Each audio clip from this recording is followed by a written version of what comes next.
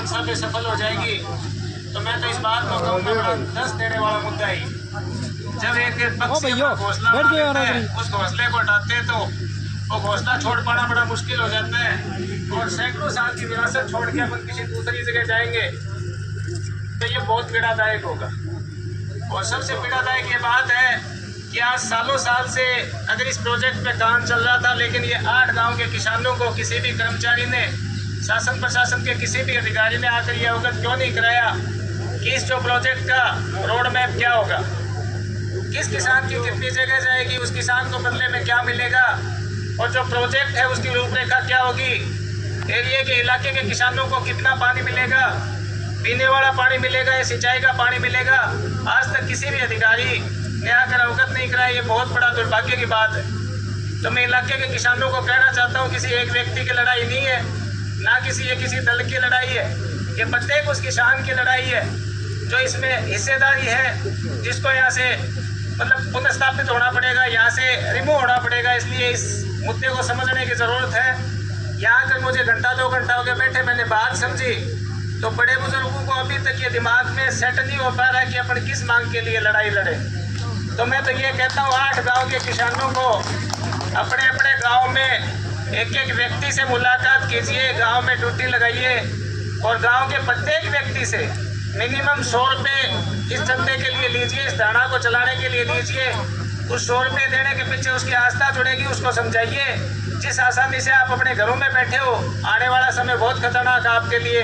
घरों को छोड़कर धरना स्थल पे पहुंचना होगा। प्रत्येक उस व्यक्ति को समझाने की ज़रूरत है और जितनी ज़्यादा संख्या यहाँ होगी उतनी ज़्यादा मजबूती से आपकी बात सुनी जाएगी। तो मेरा तो इसमें कहना ये है, मैं गुलपरा गाँव से चल के आया हूँ, मेरा तो ये कहना सबसे पहला मुद्दा आपका ये होना चाहिए कि बताइए जब नील की पेड़ में हजारों बीघा जगह है तो हमारी कृषि भूमि क्यों ली जा रही है। तो एक बात बताओ, यहाँ से 50 किलोमीटर दूर नील की है, वहाँ हजार बीघा है, वो जगह क्यों नहीं ली गवर्नमेंट ने, हमारी जगह रिगड़ क्यों की जा रही है। सबसे पहला प्रश्न तो ये रखिए आप शासन प्रशासन के सामने।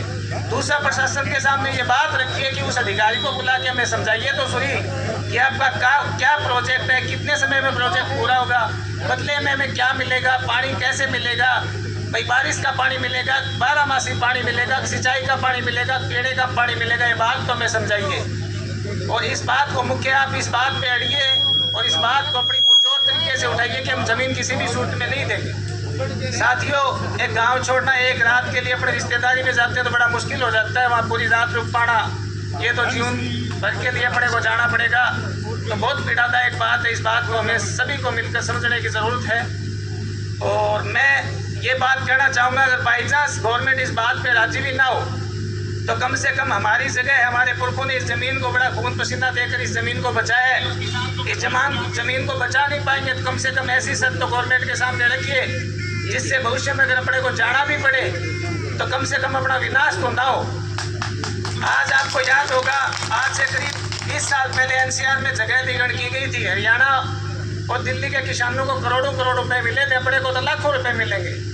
आज उनमें से मैं ज़्यादा तो नहीं कह सकता, लेकिन 99% किसान बर्बाद हो चुके हैं, उनकी पीढ़ियाँ बर्बाद हो चुकी है। तो पैसा कोई काम नहीं आएगा। किसान की अगर वास्तव में मान सम्मान, कोई मर्यादा या भविष्य कोई है, वो ज़मीन में छुपा है। ये बात हमें समझने की ज़रूरत है किसान साथियों। दूसरा मैं ये कहना चाहूँगा, सबसे पहले अपनी तो एक मांग रखिए कि हम यहाँ किसी भी सूरत में डैम जो है वो जगह अधिग्रहण नहीं होने देंगे। यहाँ से 50 किलोमीटर दूर नील की पेड़ है जिसमें 1500 बीघा जगह है, 1700 बीघा जगह है, उसमें ये प्रोजेक्ट क्यों चालू नहीं किया आपने? इस बात का हमें जवाब दीजिए। अगर गवर्नमेंट की बातों से आप संतुष्ट होते हो, अगर आपको ज़मीन देनी भी पड़ती है तो मेरे आपको 2 सुझाव है। ज़मीन के बदले आप गवर्नमेंट को ये कीजिए कि उपजाऊ ज़मीन हमें दीजिए, उसी सूरत में छोटे के बदले में हमें उपजाऊ ज़मीन दीजिए। और उस प्रत्येक भूमिहीन व्यक्ति को जिसकी सारी भूमि अगर गवर्नमेंट अधिग्रहण करती है उसके घर में एक सरकारी नौकरी दीजिए।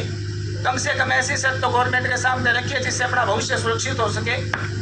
तो मैं तमाम उपस्थित साथियों से कहना चाहता हूँ, ये कोई छोटी बात नहीं है। इस मुद्दे की संवेदनशीलता को समझते हुए हर व्यक्ति को जागरूक होना पड़ेगा।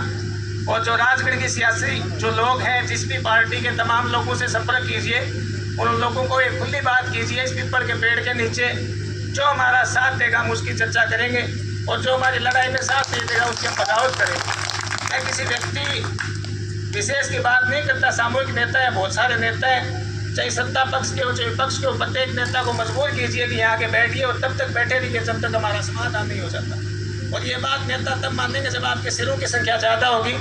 तो कम से कम 8 गाँव में, प्रत्येक गाँव में जाकर गाँव के व्यक्तियों की ड्यूटी लगाइए और इस आंदोलन को ना सिर्फ सिद्धू के इलाके का आंदोलन बनाइए बल्कि पूरी तहसील और जिले राजस्थान का आंदोलन बढ़ाना होगा। तो मैं उपस्थित सभी किसान साथियों को और हौसले को बारंबार धन्यवाद करना चाहूँगा। तो आप ये चिंता मत कीजिए, आप 100 आदमी हो 200 आदमी हो, इसी धरती पे लाखों लोग भी जुड़ जाएंगे। अब मैं पीछे का एक उदाहरण देना चाहता हूँ। टिप्पी जो अपने सटा हुआ है मानगढ़, उसमें टिप्पी है एक जगह। लोग कहते हैं ना गवर्नमेंट की चीज़ है वो कैंसिल नहीं हो सकती, खारिज नहीं हो सकती। अपने बहुत बड़े नेता है गडकरी जी की एथेनॉल की एक फैक्ट्री लगी थी, हजारों करोड़ रुपए का प्रोजेक्ट था, लेकिन वहाँ के लोगों की ताकत हौसला था।